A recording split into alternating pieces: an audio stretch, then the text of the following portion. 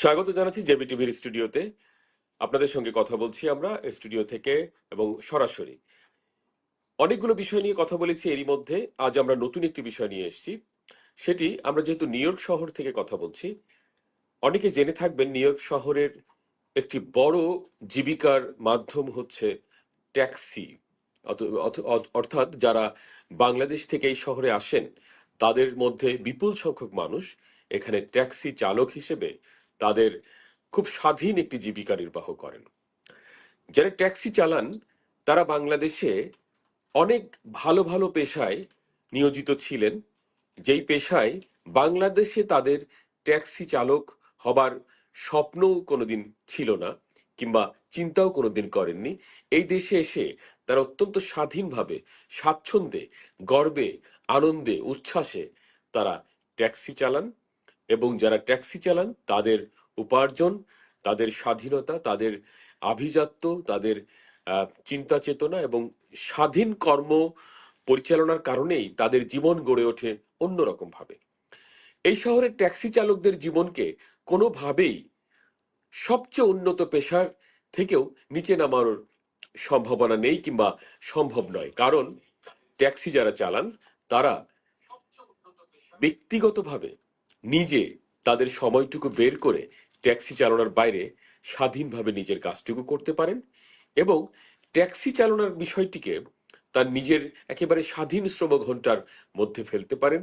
যখন খুশি তিনি রাস্তায় বেরোবেন এবং যত ঘন্টা সম্ভব তিনি কাজ করবেন, ফিরে আসবেন এবং নিজের মতো করে তার উপার্জিত অর্থ দিয়ে নিজের জীবন ব্যবস্থাপনা করবেন।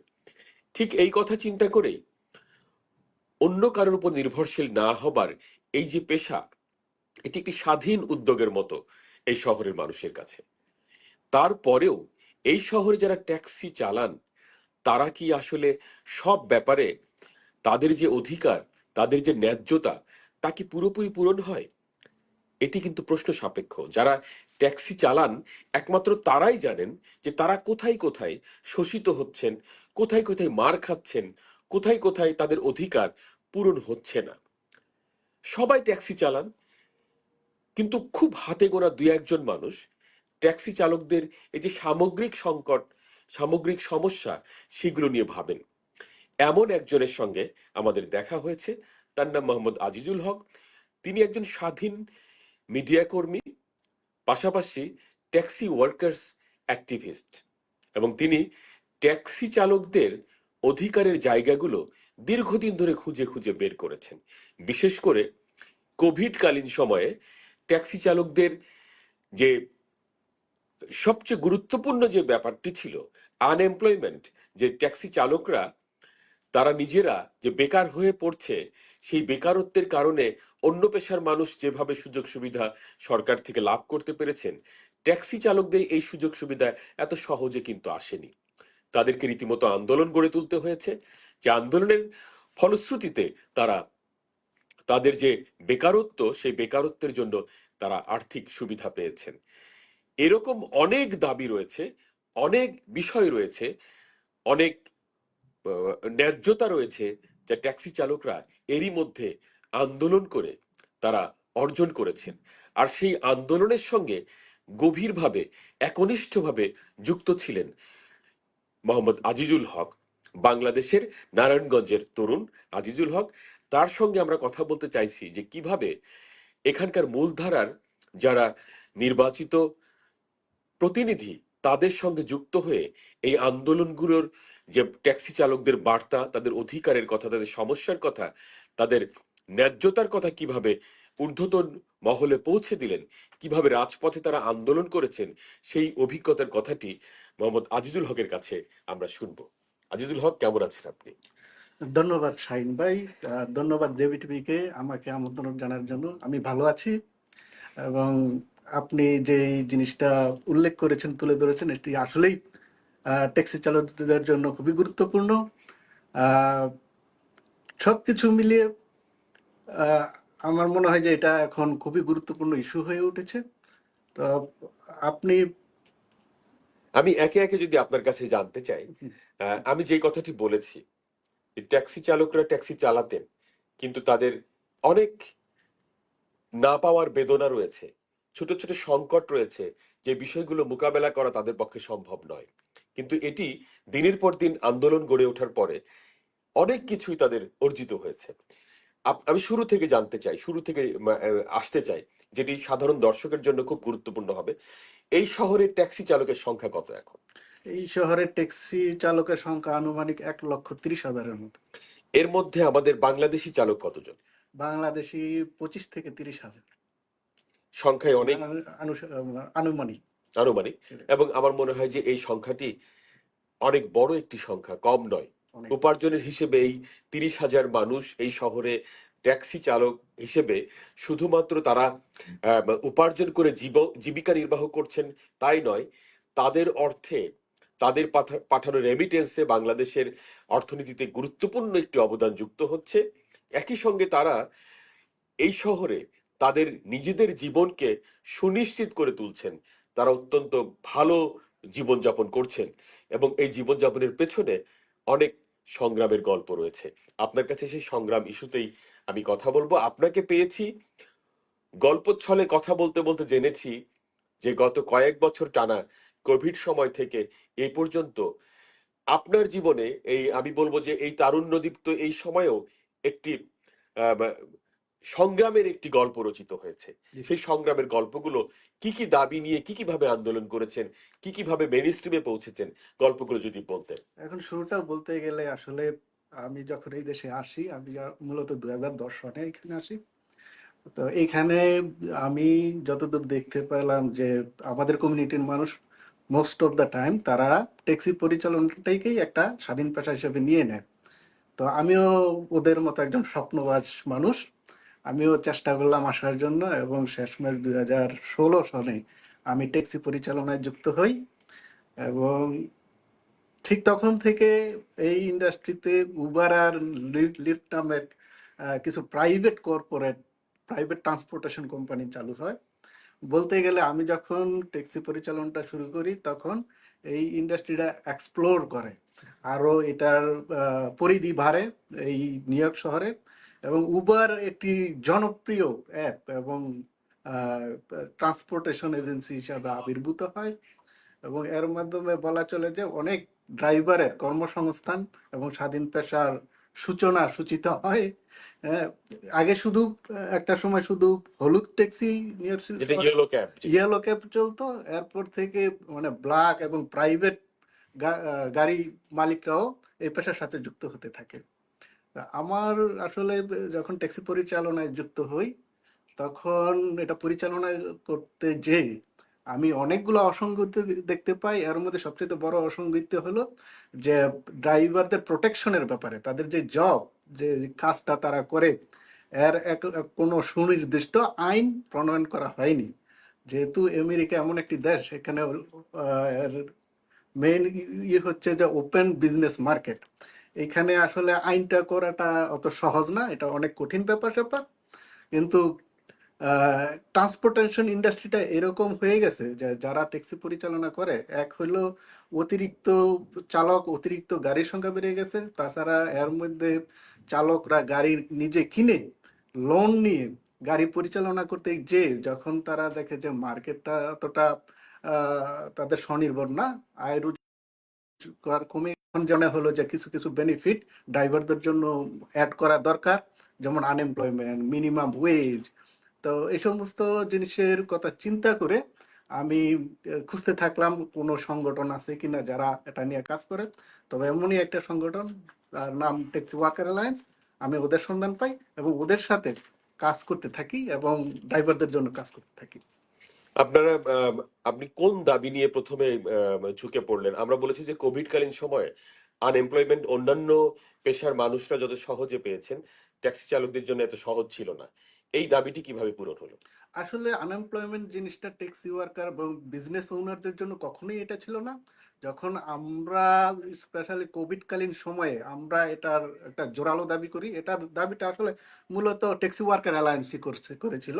আমরা শুধু জোরালো সমর্থন দিয়েছি, ট্যাক্সি ওয়ার্কার অ্যালায়েন্স এটার আন্দোলন গড়ে তোলে এবং আমি মনে করেছি যে এটি একটি যুক্তিযুক্ত এবং আমাদের যে এ নিয়ে একটা লসুট দায়ের করা হয়, কোর্টে একটি মামলা করা হয়, সেই মামলার ভিত্তিতে তখন জাজ আমাদের পক্ষে রায় দেয় এবং আমরা ড্রাইভাররা আনএমপ্লয়মেন্ট জিনিসটা পেয়ে যাই। এটা কোভিডকালীন সময়। এখানে আমরা দেখেছি যে আমরা বাংলাদেশের বাস্তবতায় দেখি যে চাইলেই যে কোনো একটি ব্যক্তি কোনো একটা আন্দোলন সংগ্রামের মধ্যে ঢুকে যেতে পারে এমনটি ভাবা যায় না। কারণ তার আহ, যে প্রচলিত কিংবা এক্সিস্টিং যে লিডারশিপ থাকে সেই লিডারশিপ ভেঙে নতুন একজনকে কোনো জায়গায় তার কণ্ঠকে উচ্চকিত করতে দেয়া হয় না এবং সেই পরিবেশটি থাকে না। আপনি একজন নতুন মানুষ, আপনার কণ্ঠটি কিভাবে উচ্চকিত করলেন সেখানে গিয়ে? কারণ সেখানে তো একটা এক্সিস্টিং মুভমেন্ট ছিল। বা যখন আমি ট্যাক্সি পরিচালনা করাকালীন সময় যখন আমি দেখলাম যে আমি তো উবারের সাথে সম্পৃক্ত 2018 সন থেকে, যখন আমি দেখি যে আমি যে টাকা পাচ্ছি বা আমাদের যাত্রীগণ যে টাকা দিচ্ছে সে তুলনায় আমরা খুবই কম টাকা পাচ্ছি, এবং আমি মনে করতেছিলাম যে আমাদের একটা মিনিমাম ওয়েজ, আমাদের একটা আলাদা অধিকার দরকার। এবং আমি যখন ট্যাক্সি ওয়ার্কার অ্যালায়েন্সের সাথে পরিচিত হই তখন মনে হচ্ছিল যে আমি একটা প্ল্যাটফর্ম পেয়েছি যেখান থেকে আমি আমার কথাগুলো তুলে ধরতে পারি। এবং আমাদের যিনি লিডার আছেন ভৈরবী দেশাই, তিনি অনেক আগে থেকেই এই সমস্ত অ্যাক্টিভিটিসের সাথে সম্পৃক্ত এবং স্পেশালি ট্যাক্সি ওয়ার্কারদের জন্য উনি সবসময় আমাদের পাশে ছিলেন, আছেন এবং রয়েছেন।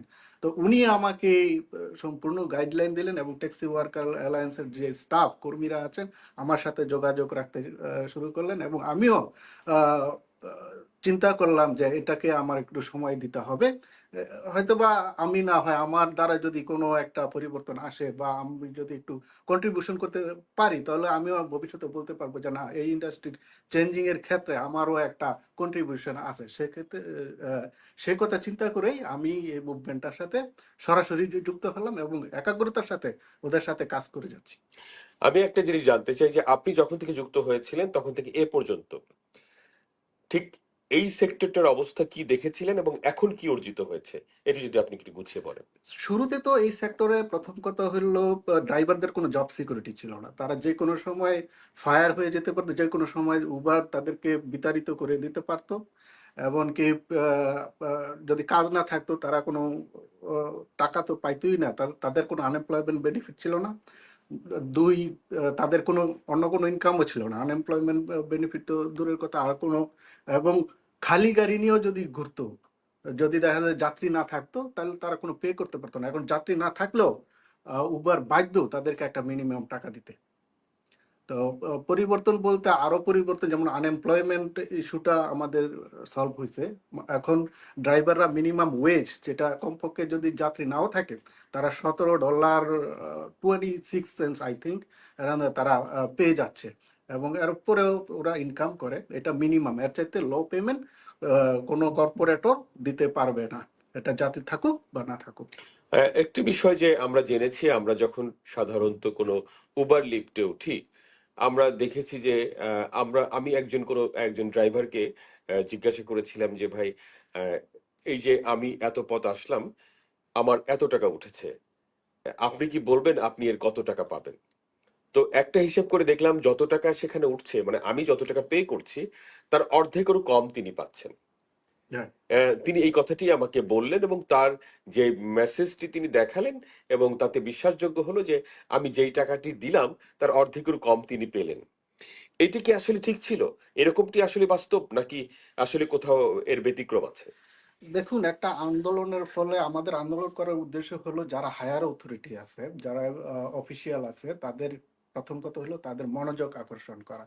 দ্বিতীয় কথা হলো আমাদের উপরে আরো কয়েকটি এজেন্সি আছে, যেমন TLC, taxi and limousine commission, যারা এই ইন্ডাস্ট্রিটা নিয়ন্ত্রণ করে। এরপরে আমাদের স্টেট আছে, স্টেট ডিপার্টমেন্টও এটা পরিচালনার ক্ষেত্রে একটা বড় ভূমিকা পালন করে। তাছাড়া পুরো ইন্ডাস্ট্রিটা একটা ক্যালকুলেশন হয়, একটা গবেষণা হয় এবং এইখানে কর্পোরেটরদের একটা বড় একটা স্বার্থ থাকে, যেহেতু এই ইন্ডাস্ট্রিটা তারা তারা একটা বড় অঙ্কের একটা ইনভেস্ট করছে। তো আমরা চিন্তা করছি যে আমরা যখন আন্দোলন করতে যাই এবং এই সমস্ত অফিসিয়ালদের সাথে কথা বলতে যাই তখন আমরা আলাপ আলোচনা করে, সংগ্রাম করে, স্ট্রাইক করে একটা পর্যায়ে একটা পর্যায়ে যেতে সক্ষম হয়েছি যে এটাকে বলা হয় ইউটিলাইজেশন রেট।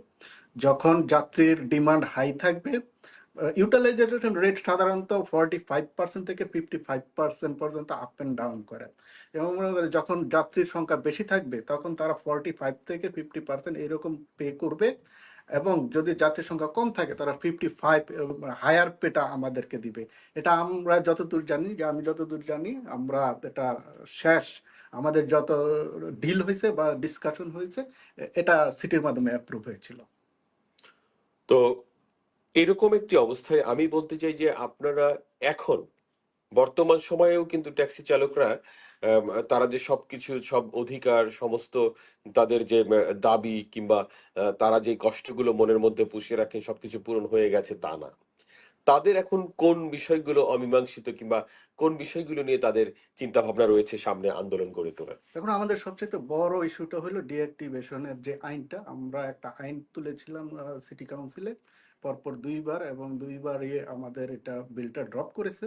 তো আশা করি যে সিটি অফিসিয়াল তারা তারা এটা আবার রিকনসিডারেশনে নেবে, এবং আমাদের যারা ইলেক্টেড অফিসিয়াল আছে তারা যেন অতি অতি তাড়াতাড়ি বিলটা পাশ করে। তাছাড়া সমস্যা থাকবে, আমাদের সংগ্রামও থাকবে, চলতে থাকবে। এবং ড্রাইভারদের আরও সমস্যা, যেমন বলতে গেলে এখন যেই মূল সমস্যাটা হচ্ছে যে উবার তাদেরকে কর্মাবস্থায় লগ আউট করে দিচ্ছে, যেটা আমাদের সিটি পলিসির বাইরে এবং সিটি রুলসের বাইরে। এটা আসলে কর্পোরেট অনেক সময় এরা এত পাওয়ারফুল যে অনেক সময় এরা বড় বড় অফিসিয়ালদের সিদ্ধান্ত মানতে রাজি হয় না, যেটা আমাদের ড্রাইভারদের জন্য আসলে খুবই দুঃখজনক। কিন্তু আমাদের তো সংগ্রাম চালিয়ে যেতে হবে, যেহেতু এই পেশাটার সাথে যুক্ত আছি। এই পেশাটা ধরে রাখতে হলে আমাদেরকে অবশ্যই আমাদের অধিকারের ব্যাপারে সচেতন থাকতে হবে, আমাদের চাওয়া পাওয়া দাবি উপস্থাপন করতে হবে একটা নির্ধারিত সংগঠনের মাধ্যমে বা সংগঠিত হয়ে। আচ্ছা, একটি বিষয় জানার আছে, সেটি হচ্ছে যে আপনি এই যে আন্দোলন সংগ্রামের যে মানসিকতা, যে কোনো অধিকার আদায় করার ক্ষেত্রে যে আম, যে চেতনা আপনি লালন করেন, এই চেতনার শেকড়টি সম্পর্কে জানতে চাই। আপনি কি মানে বাংলাদেশে ছাত্র জীবনে কোনো ছাত্র রাজনীতির সঙ্গে জড়িত ছিলেন, নাকি আপনি এই এই আন্দোলনের যে চেতনা কিংবা আন্দোলনের যে চিন্তা, এটি আপনার কিভাবে আসলো কিংবা আপনি কেন এমন চিন্তা ধারণ করেন? ছোটবেলা থেকেই আমি আসলে অবিচার, যে ঠকানো, এই জিনিসটা আমার কখনোই ভালো লাগতো না। আর যখন আমি উবার পরিচালনার সাথে যুক্ত হই তখন দেখতে পাই আসলেই আমরা ড্রাইভাররা অনেক ঠকে যাচ্ছি। এবং আমি চিন্তা করলাম আমি আসলে এই দেশে একা থাকি, বলতে গেলে আমার ফ্যামিলি দেশে থাকে। এখন আমি ইচ্ছা করলেই কারো কাছ থেকে যে একটু সহযোগিতা নিয়ে চলবো তাও না। এটাই আমার শেষ রুচির বিষয়, আমার দেয়ালে পিঠ থেকে গেছে। এখন আমার আর কোনো চয়েস ছিল না, তো আমাকে এটা এই চিন্তা করতে যে হয়তো হয় সফল হব, নয়তো এখানেই শেষ, এই ক্যারিয়ারে আমি মুভ হব না।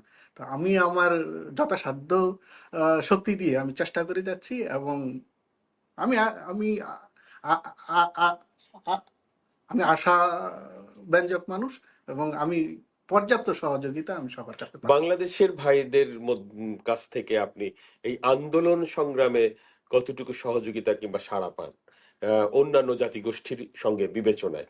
বাংলাদেশি ভাইরা আপনার সঙ্গে, যেমন আপনি আন্দোলন সংগ্রামে থাকার জন্যে আপনার অনেক সময় আপনার দৈনন্দিন যে উপার্জন সেই সময় থেকে কেটে নিয়ে আপনাকে আন্দোলন সংগ্রামে সময় ব্যয় করতে হয়।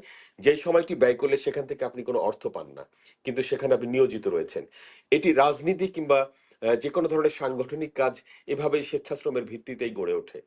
তো আপনি কি বাংলাদেশি কোনো ভাইকে এভাবে পান যে আপনার সঙ্গে একইভাবে আপনার সঙ্গে কণ্ঠ মিলিয়ে কিংবা কাঁধে কাঁধ মিলিয়ে তারাও এভাবে অনেক ভাইয়ের অধিকার আদায়ের জন্য কাজ করছেন?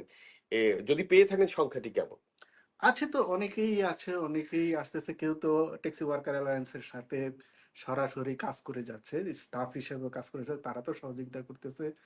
আর আমার মতো, বিশেষ করে আমার মতো আছে কিনা, কিন্তু আমি একটা কথা বলতে পারি যে এই সংগ্রামে আমি কোনো প্রটেস্ট বা কোনো স্ট্রাইক এবং সিটি কাউন্সিলের কোনো হেয়ারিং হইলে বা টেস্টিমনি হইলে আমি কখনো মিস করতাম না। আমি প্রতিটার সাথেই যুক্ত হয়ে আমি আমাদের দাবি দাওয়া তুলে ধরতাম। আর আমাদের বাংলাদেশি কমিউনিটিতে আমার সাথে, আমি বলতে গেলে একজন মেয়ে আছে ব্রঞ্জে থাকে, ওনার নাম নুসরাত জাহান। উনি ওনাকে আমি অনেক সময় পেয়েছি।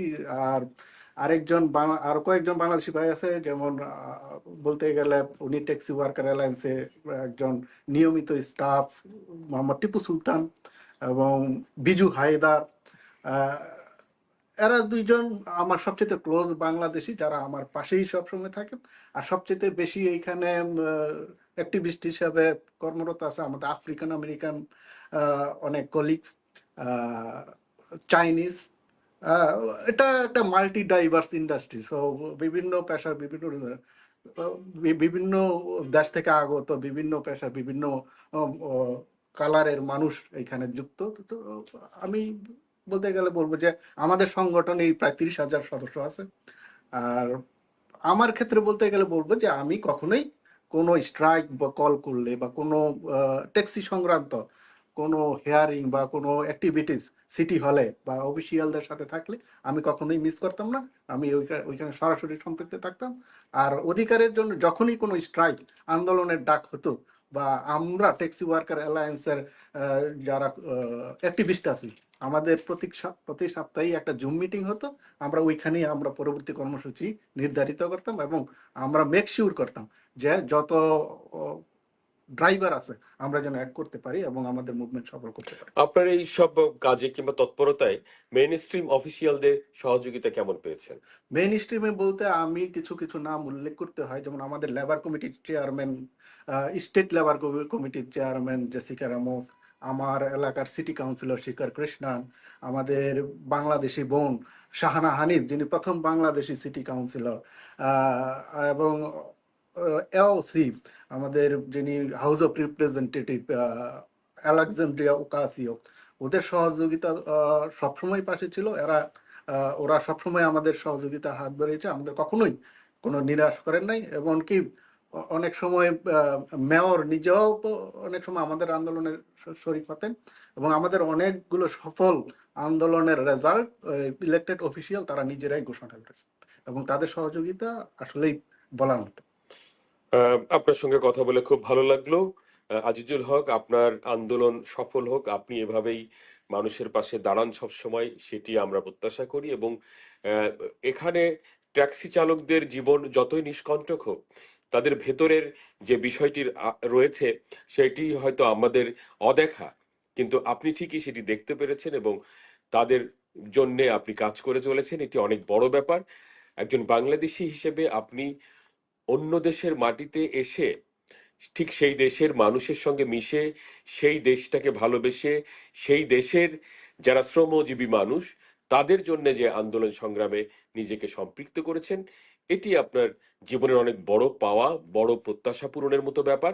এবং বাংলাদেশের মানুষ হিসেবে আমরাও আপনার জন্য গর্ববোধ করি। যারা এই অনুষ্ঠানটি দেখলেন তাদের সবাইকে অসংখ্য ধন্যবাদ। আপনাকে আমাদের স্টুডিওতে আসার জন্য ধন্যবাদ। ধন্যবাদ শাহিন ভাই। আমি আসলে আরেকটা ঘোষণা দিতে চাই।